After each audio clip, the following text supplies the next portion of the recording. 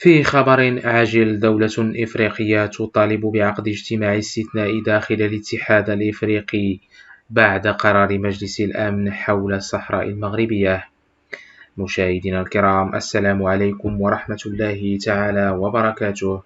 في تطور إفريقي جديد، كشفت مصادر دبلوماسية من داخل الاتحاد الإفريقي عن تحرك واسع النطاق من قبل مجموعة من الدول الأعضاء للمطالبة بعقد اجتماع استثنائي عاجل لمناقشة تداعيات قرار مجلس الأمن الأخير حول الصحراء المغربية.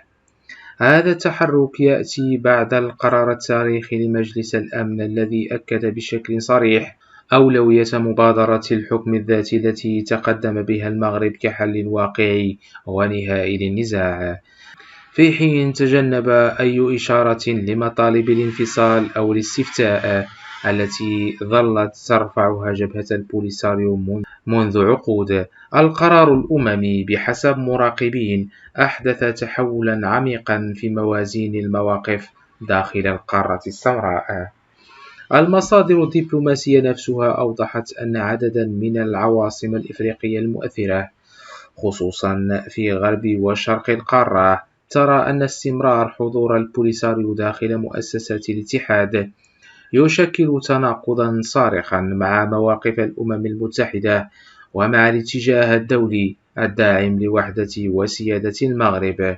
بل إن بعض هذه الدول قدمت مذكرات رسمية للأمانة العامة للاتحاد الإفريقي تطالب فيها بإدراج هذه النقطة ضمن جدول أعمال الاجتماع المقبل، معتبرة أن الوقت قد حان لتصحيح خطأ تاريخي يعود إلى سنة 1984 حين تم قبول كيان غير معترف به كعضو داخل المنظمة الإفريقية. وتشير المعطيات المتوفرة إلى أن هذا التحرك الإفريقي الجديد يحظى بدعم متزايد من دول وازنة افتتحت بالفعل قنصليات لها في مدينتي العيون والداخلة، ما يعكس تنامي الاعتراف بسيادة المغرب على أقاليمه الجنوبية.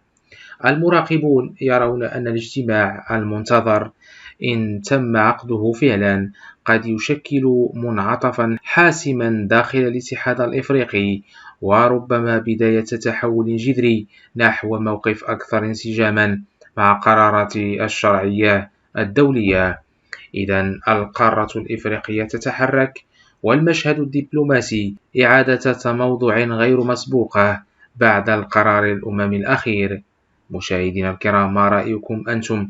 هل سيكون الاتحاد الإفريقي أمام فرصة تاريخية لتصحيح مساره؟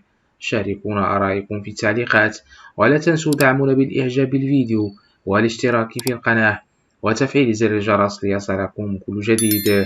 شكرا على حسن المتابعة، وإلى اللقاء.